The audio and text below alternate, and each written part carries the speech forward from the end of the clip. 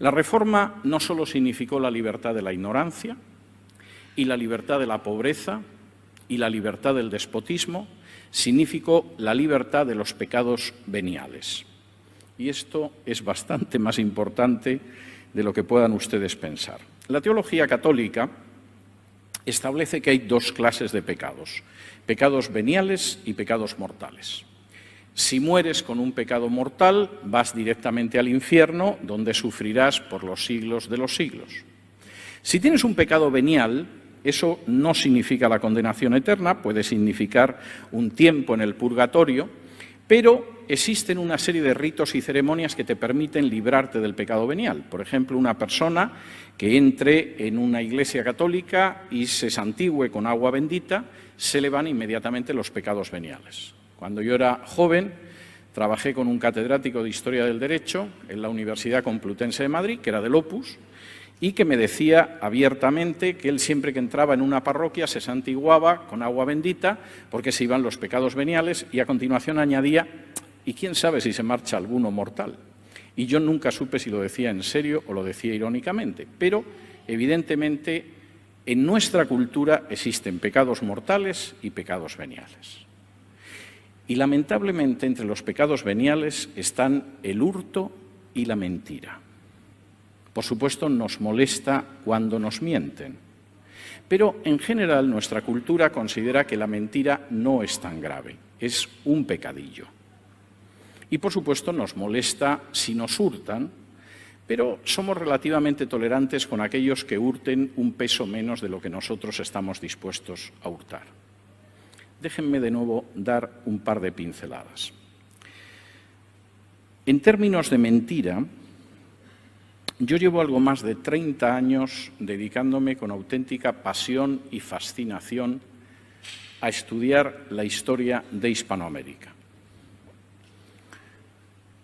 En estos 30 años, y quisiera de verdad descubrir un día que estoy equivocado, no he encontrado una sola carrera de un solo político, desde el Río Grande hasta la Patagonia, que acabara por mentir.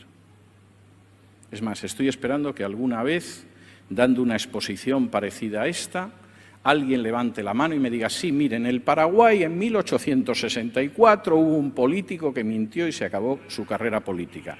Es desconocido en nuestra cultura. Es más, sabemos que hay políticos que nos mienten y los volvemos a votar, de manera que forma parte de nuestra cultura el considerar que la mentira no es tan importante. Sucede igual con el hurto. Para que no se tomen esto como un ataque personal, déjenme hablarles de mi país de origen.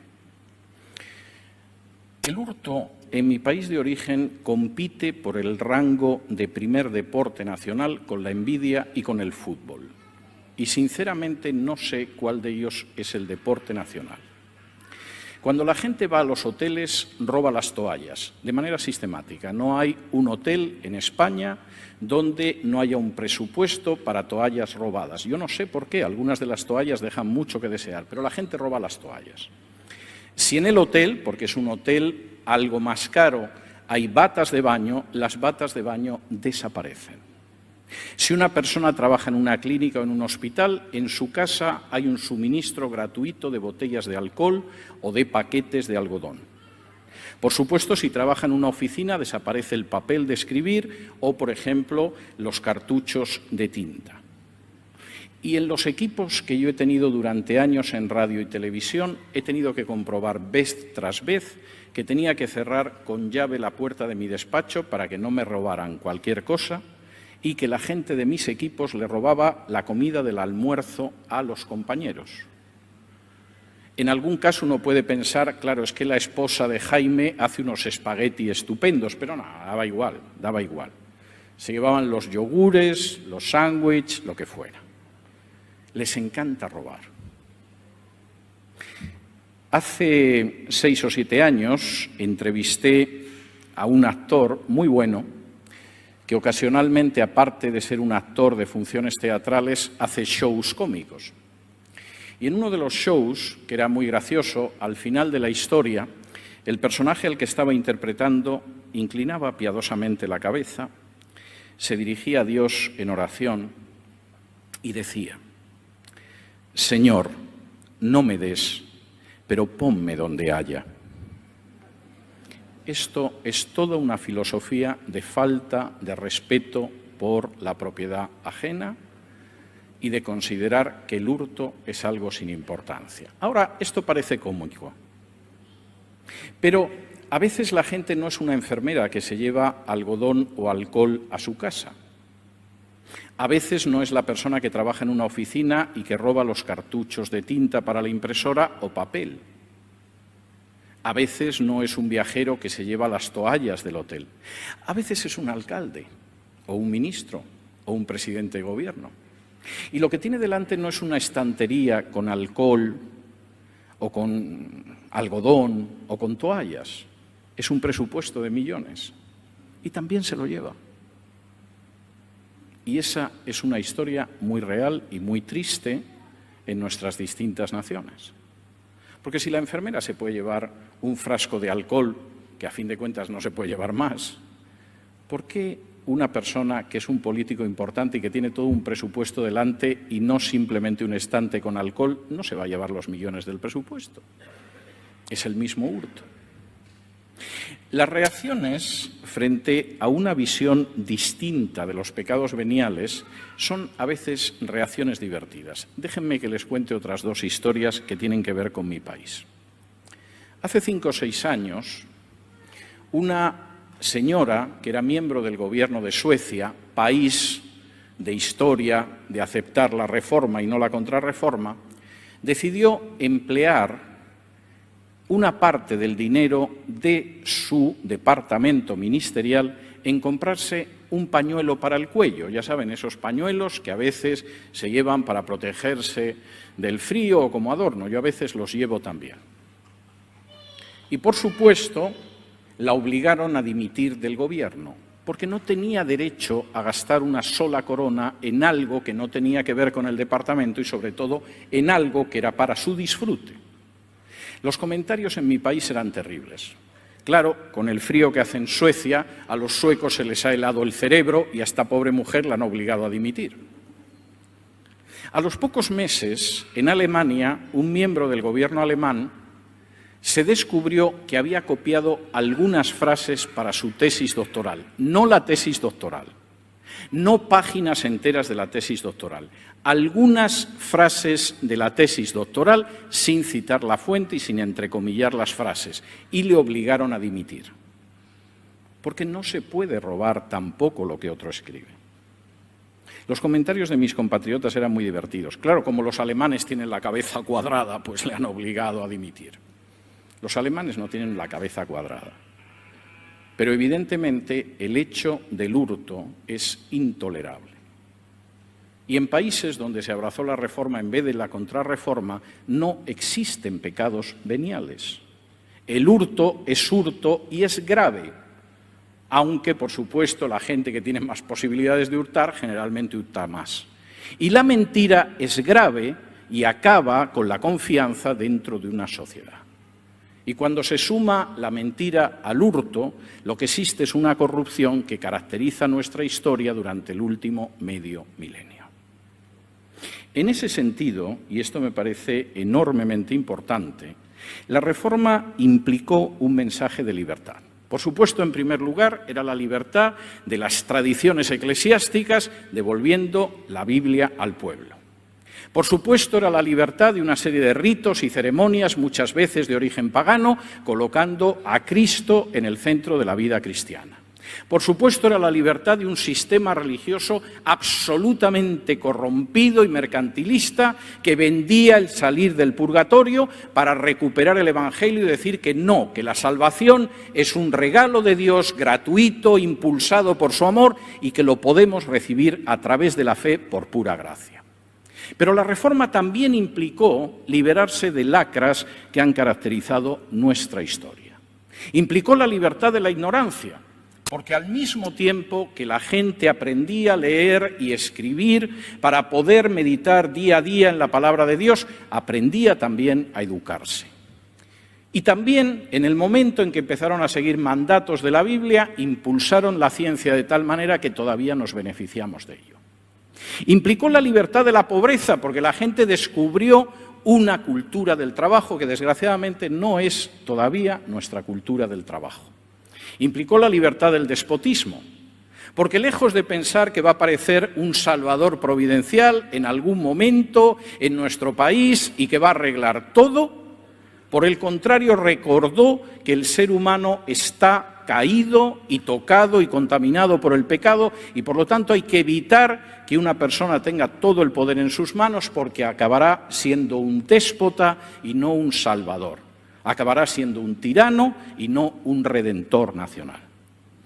Y la reforma, además, implicó la libertad de los pecados veniales, que en nuestra cultura siguen considerándose pecadillos sin importancia, pero que son tan terribles como el robo, tan terribles como la mentira y que generan un auténtico cáncer social de siglos que se llama corrupción. Incluso personaje tan ilustrado y paralelo a la Reforma como era Erasmo de Róterdam tenía una afirmación de la mujer que verdaderamente es un tanto sobrecogedora. Por supuesto, no llegaba a decir las cosas que escribieron San Agustín o San Ambrosio o Santo Tomás, porque a fin de cuentas Erasmo era ilustrado, pero fíjense ustedes en la displicencia altiva de la siguiente definición de la mujer. La mujer es, reconozcámoslo, un animal inepto y estúpido, aunque agradable y gracioso. Es decir, las mujeres de por sí son tontas, pero hay que reconocer, no podemos negar, que, hombre, agradables pues pueden ser y guapas algunas muchísimas. Esto, por supuesto, el hombre más ilustrado.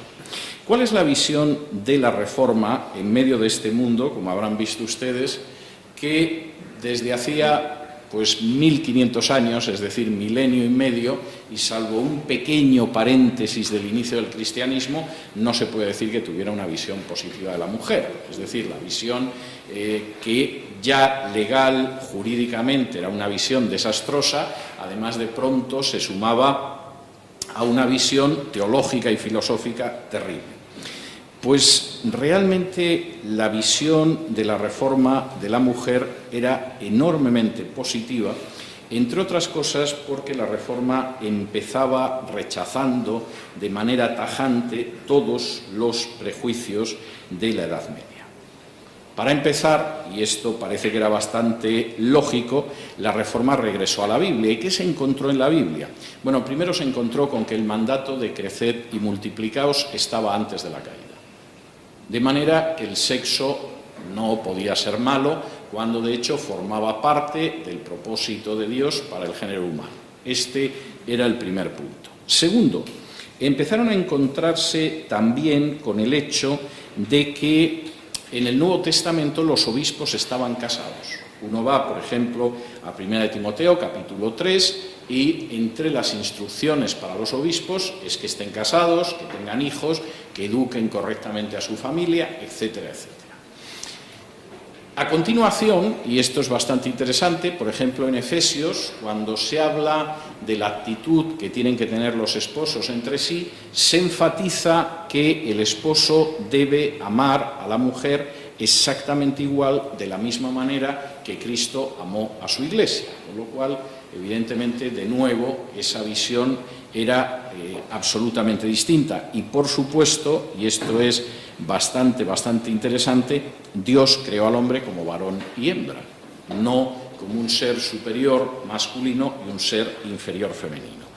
Las consecuencias de esto en la manera en que contemplaban las relaciones entre hombres y mujeres son enormemente interesantes. Permítanme, por ejemplo, que les señale algunas cosas. Por ejemplo, para los reformadores estaba muy claro que el hecho de prohibir el matrimonio, el hecho de satanizar el sexo, era directamente diabólico. No era una equivocación teológica, era absolutamente diabólico. Por ejemplo, William Gotch, que es un teólogo reformado del siglo XVII, escribe: hay que considerar una doctrina de demonios la prohibición de casarse, porque es una doctrina contraria a la palabra de Dios. Richard Sives, otro de los teólogos puritanos, escribía al respecto: «Fue el diablo el que redujo a baja estima esa condición honorable que es el matrimonio». En esa misma línea iba Thomas Gaitheker, otro de los teólogos puritanos, que escribía: «El lecho matrimonial, dicho por el apóstol, es de por sí libre de suciedad. Pero el espíritu de Satán dijo hablando por estos hombres o bestias: el matrimonio es deshonroso». Es decir, la primera tesis de la Reforma es que la visión distorsionada del matrimonio, del sexo, de la mujer, no era una simple equivocación teológica, era directamente doctrinas de demonios. Y en este sentido, evidentemente, la idea era muy clara. No solamente eso, es que además resultaba bastante evidente que el matrimonio era la unión del hombre y de la mujer, era algo verdaderamente maravilloso. No les voy a leer todas las citas de los reformadores cantando las maravillas del matrimonio, porque nos quedaría todavía menos tiempo, pero sí quisiera hacerles alguna descripción. Por ejemplo, uno de estos autores puritanos decía lo siguiente: «No existe una sociedad más cercana, más completa, más necesaria, más gentil, más deleitosa, más cómoda, más constante y más continua que la sociedad de un hombre y de su esposa». Y en ese sentido el matrimonio tenía, por supuesto, una estima extraordinaria. Por ejemplo, Thomas Adams, otro de los autores reformados, podía escribir: «No existe una fuente de disfrute tan grande en la tierra como el matrimonio». ¿Cómo era además visto el matrimonio? Bueno, pues yo tengo que decir que la visión que aparece del matrimonio dentro de la literatura reformada es enormemente hermosa, porque insiste mucho en el hecho del compañerismo. Fundamentalmente, la mujer es el mejor amigo que se puede encontrar en la tierra. Es decir, a diferencia de esa cultura que considera que tienes una mujer en casa, pero hombre, amigos son aquellos con los que bebes cerveza y ves los partidos de fútbol, la visión de la Reforma es que realmente el mejor amigo es la mujer. Por ejemplo, otro de estos autores puritanos habla de que al contraer matrimonio te has unido con un amigo.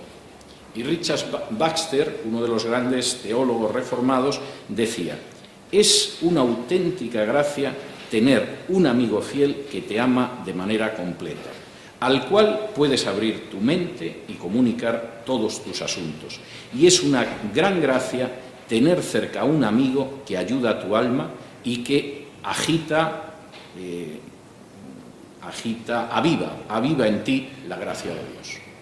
Es decir, realmente la mujer no es esa trampa diabólica que a poco que nos descuidemos pues nos va a arrastrar a lo peor, sino que es todo lo contrario, es el gran amigo, es el alma cercana a la que podemos abrir nuestro corazón, con la que podemos comunicar todos nuestros asuntos, y que no solamente, como se dedica a provocar erecciones en los santos varones, nos conduce a la condenación, todo lo contrario, es el gran ayudador del alma del varón y aquella que aviva en el hombre la gracia de Dios. Es una visión de la mujer, supongo que lo aceptarán ustedes, totalmente distinta. Henry Smith, que es otro de los grandes teólogos reformados, decía que un regalo tal como la mujer es algo que solo podemos atribuir a Dios y hay que aceptarlo como si Él nos enviara un presente desde el cielo con un nombre que lleva escrito encima: el regalo de Dios. Es una visión ciertamente hermosa de la mujer. Es decir, la mujer es algo que solamente puede caber en la mente de Dios y que, por lo tanto, tendríamos que tomarlo como ese regalo que te llega desde el cielo y que encima, para que no haya dudas, pone el regalo de Dios. No el regalo de Dios. El regalo de Dios es la mujer. Por supuesto, esto implicaba que la visión del sexo era muy positiva. Los puritanos tienen muy mala fama, fundamentalmente porque como nadie se ha dedicado a leer a los autores puritanos, hay mucha ignorancia y es muy fácil repetir todas las tonterías que se dicen sobre ellos. Yo creo que pocos autores cristianos han insistido más en las bondades del sexo que los puritanos, que no es la imagen que tendríamos de los puritanos. Hace una semana yo estaba hablando con una amiga mía, que es la presidente de una universidad cristiana en Estados Unidos, y le estaba comentando que estaba preparando esta ponencia, y cuando le hablé de la bondad del sexo en los puritanos me dice: ¿hablas en serio? Digo, sí, sí.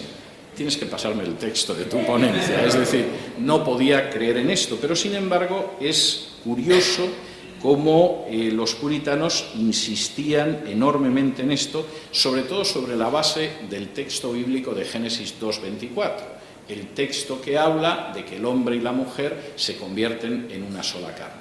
Y evidentemente eso fue antes de la caída, mal que le sentara a San Juan Crisóstomo, a Tertuliano o a otros padres de la Iglesia. Gutch, precisamente uno de los autores puritanos en Nueva Inglaterra, decía que esa unión sexual es uno de los actos más apropiados y esenciales del matrimonio. Y como en el caso de John Milton, el gran poeta inglés, lo sustentaba en la afirmación de Génesis 2:24.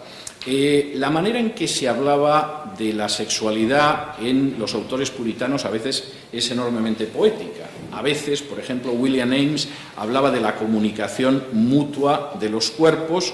A veces, en otros casos, se hablaba de que es la manera en que se unen dos personas en una carne de acuerdo a la ordenanza de Dios. Y bueno, había algunos puritanos verdaderamente impresionantes. Por ejemplo, fíjense en esta descripción de Gutch, porque los puritanos consideraban que la unión sexual, lejos de ser algo que, en fin, lo que facilita es que se multiplique la especie, es algo bueno de por sí.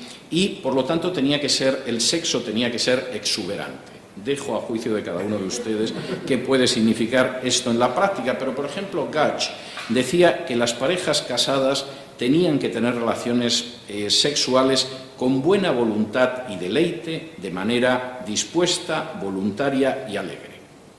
No está mal la descripción. Y otro de los autores puritanos, hablando de lo que sucedía en el matrimonio, fíjense que al hablar del sexo dice que era como dos instrumentos musicales correctamente afinados que logran la armonía más placentera y dulce en una unión bien concertada. La verdad es que como descripción del acto sexual tampoco está nada mal. Es decir, el elemento de poesía en los autores reformados era notable. Por ejemplo, Alexander Nichols, hablando de la mujer, que se supone que es nuestra mejor amiga, a quien podemos abrir el corazón, con quien compartimos ayuda, aquel ser que está a nuestro lado, la denominaba también el compañero del placer. De modo que en este sentido la visión de la mujer era radicalmente distinta, era una visión enormemente positiva. Siento no poder extenderme más en estos aspectos, pero hemos perdido algo de tiempo. Creo que esas pinceladas y esos botones de muestra les mostrarán un poco por dónde va.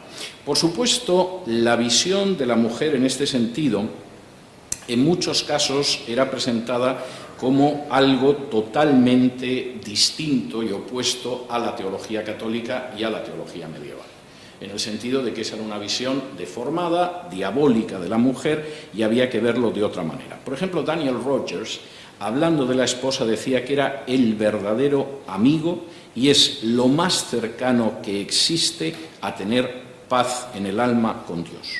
Incluso la definía como el mayor contento que hay debajo del sol. Lo cual es una visión de la mujer, en fin, a años luz, afortunadamente, de la que podían tener los autores. Por supuesto, estaban convencidos de que el ser humano, tanto mujer como hombre, estaba tocado y contaminado por el pecado. Su antropología no era una antropología optimista, sino pesimista. Pero, curiosamente, no pensaban que las mujeres fueran peores. No había algo, como decía Tertuliano, que las convirtiera en peores. De hecho, Robert Cleaver, escribiendo precisamente sobre esa cuestión, dice: aunque hay algunas mujeres malas y perversas, eso no prueba en absoluto que la malicia de su naturaleza sea mayor que la del hombre. Y por tanto resulta ridículo y estúpido que haya personas que hayan atacado a todo el sexo femenino por unas pocas mujeres que son malas. De manera que el juicio en ese sentido no podía ser más equilibrado. Pues sí, es verdad, claro que hay mujeres malas, igual que hombres. Y desde luego no se puede hacer un juicio de que son la puerta del diablo, la trampa diabólica, etcétera, porque es algo que se podría aplicar también, si queremos ser injustos, al conjunto del sexo femenino. Otro de los autores puritanos, enfrentándose con la idea de que, pues en última instancia las mujeres son una trampa peligrosa que hay que eludir, decía lo siguiente: la esposa es una bendición, no una trampa. Tus libertades serán puras con ella y la vas a visitar en su habitación sin ningún tipo de pecado. No hay nada tramposo, maligno en la mujer en sí, todo lo contrario, es en ese sentido algo extraordinario. Y John Cotton, desmintiendo la tesis de que las mujeres son un mal necesario, que hemos visto en alguno de los teólogos medievales, tiene que haber mujeres, es un mal necesario, ¿no? Se escucha mucho entre los hombres, ¿no? Alguien, como dice una persona cercana a mí, es que alguien tiene que planchar las camisas en casa, con alguien hay que acostarse, es decir, no es algo agradable, pero en fin, se supone que es un mal necesario. Tienes que soportar a una mujer por las prestaciones que tiene, como los automóviles, ¿no? Los teólogos reformados sostenían que en absoluto era así, no eran un mal necesario, eran otra cosa. John Cotton, escribiendo, decía: las mujeres son criaturas sin las que no existe una forma de vivir agradable para el hombre. Son blasfemos aquellos que las critican y desprecian y que las llaman un mal necesario, porque son un bien necesario. Lo cual, de nuevo, es un texto tremendamente hermoso. Y escribiendo Cliva, otro de los autores reformados, sobre las mujeres, y hablando de que son el mal necesario, está criticando también esa tesis, dice: estos dichos y otros semejantes que tienden a despreciar a las mujeres los vomitan algunos de manera maliciosa y sin discreción, pero eso es contrario a la mente del Espíritu Santo. Es decir, evidentemente la mente del Espíritu Santo no es ni lejanamente que sean una trampa, que son el mal necesario, etcétera. No, en absoluto. De hecho, la mente del Espíritu Santo es que son el bien necesario y el ser que solamente Dios podría diseñar y que se puede considerar como alguien que lleva encima un letrero que dice el regalo de Dios. Por supuesto, la idea de que fuera un ser inferior al hombre era también rechazada de manera tajante. Por ejemplo, William Secker, comentando el libro de Génesis y hablando de la creación de Eva, dice: Dios hizo a Eva como una línea paralela e igual a Adán. No la creó de la cabeza para que presumiera de superioridad, sino que la sacó del costado para que fuera igual. O, y esto es bastante interesante, Gotch, aceptando que efectivamente hay textos en la Biblia donde se dice que el hombre, la cabeza de la esposa es el varón, dice sin embargo lo siguiente: aunque el varón puede ser la cabeza, sin embargo la mujer es el corazón, lo que es la parte más excelente del cuerpo cercana a la cabeza y mucho más excelente que cualquier otro miembro que está situado bajo la cabeza. En ese sentido, la visión de la mujer en la Reforma ciertamente era muy distinta de la visión que se había tenido a lo largo de la Edad Media, y esto tuvo repercusiones también dentro de la Iglesia. Tuvo repercusiones desde muchos puntos de vista. Ayer, los que estuvieran en mi taller sobre el trabajo recordarán que una de las reivindicaciones laborales de los reformadores fue que incluso el trabajo del ama de casa, tan criticado por machistas y feministas, era un verdadero servicio a Dios superior en santidad a la obra de monjes y monjas. No voy a repetir esto.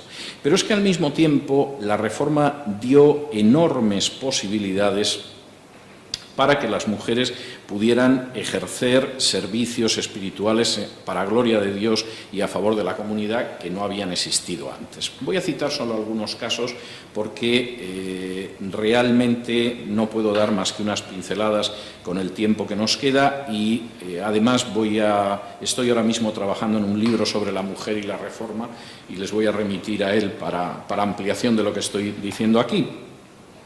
Pero por citar algunos, por ejemplo, Margarita de Angulema, que es una de las mujeres de la Reforma, en una Francia donde ser protestante era un deporte de riesgo, creó un círculo de humanistas reformadores. Es decir, gente que no solamente era partidaria de la Reforma, sino gente que eran intelectuales en el sentido más noble de lo que es un intelectual, es decir, gente que está muy formada y que puede poner la cultura al servicio del avance del Evangelio.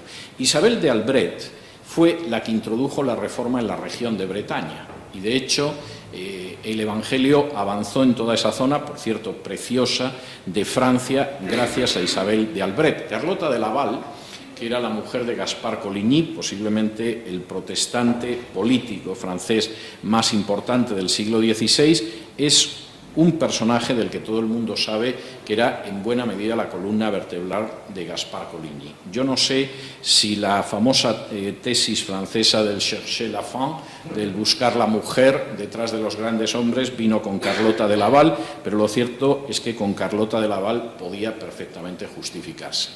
Juana de Albret fue la reina de una Navarra francesa independiente, que fue un reino independiente hasta bien avanzado el siglo XVI, donde arraigó la Reforma, donde se tradujo por primera vez la Biblia al vascuence y donde por primera vez existió una libertad de religión para todos en Europa. Y el personaje era excepcional, causaba la enorme admiración de los protestantes, el odio sin paliativos de los católicos, porque comprendían que era una mujer de inmenso talento. O sea, con talento, mujer y protestante, lo tenía realmente todo. Cuando los reyes de Francia decidieron acabar con los protestantes y las villas que había concedido Enrique IV a los protestantes como garantía de que no serían perseguidos, empezaron a ser atacados. La villa más importante era una situada en el norte de Francia, que se llamaba La Rochela, villa, dicho sea de paso, que estaba muy cerca de Inglaterra. Se podía ver en buen tiempo las costas inglesas desde ella, de modo que el rey de Francia tenía un enorme interés por acabar con ella. Lo que no sabe casi nadie es que la defensa de la villa protestante de La Rochela durante el asedio la llevó a cabo, la dirigió una mujer que se llamaba Catalina de Parthenay. Sucede lo mismo con otras mujeres poco conocidas, además en países latinos. No voy a hablar de la mujer de Lutero, lo que Lutero pensaba de su mujer, Catalina de Bora, lo pueden ustedes tener claro en el hecho de que decía que para él, dentro de la Biblia, la epístola a los Gálatas era su Catalina de Bora. No es que Catalina de Bora fuera su epístola a los Gálatas, no. La epístola a los Gálatas para él era como Catalina de Bora, que es distinto, aunque parezca que es lo mismo. Y, por supuesto, eso es excepcional, pero no fue el único caso absolutamente excepcional. Voy a citarles un par de casos que me parecen interesantes. En el caso de España, junto con reformadores varones, como fue Francisco de Encinas, sobre el cual acaba de publicarse una novela mía que se titula El libro prohibido, o Reina y Valera, que tradujeron la Biblia que habitualmente se usa, hubo personajes femeninos extraordinarios como María de Cazalla, que, por cierto, llamaron enormemente la atención de sus contemporáneos. En algunos casos, las herejes españolas causaban más sobrecogimiento a los agentes de la Inquisición que los herejes. Pero es que en algunos casos la importancia de esas mujeres ha sido extraordinaria y es desconocida. Hace apenas unos años, un investigador del arte, un gran historiador del arte italiano, que se llama Forcellino, descubrió en los archivos de la Inquisición la correspondencia de Miguel Ángel. Miguel Ángel Buonarroti, que como ustedes saben es una de las cimas de la historia del arte universal, que fue escultor, arquitecto y pintor, y todo lo hizo extraordinariamente bien. Incluso con 80 años escribía sonetos que no están nada mal. Bien, La correspondencia de Miguel Ángel no se había publicado nunca de manera completa y en los archivos de la Inquisición aparecía una parte de esa correspondencia de Miguel Ángel. Una de las cosas que llamó la atención de Forcellino y que es enormemente interesante porque permite ver lo que fue la historia de la Reforma es que Miguel Ángel era protestante.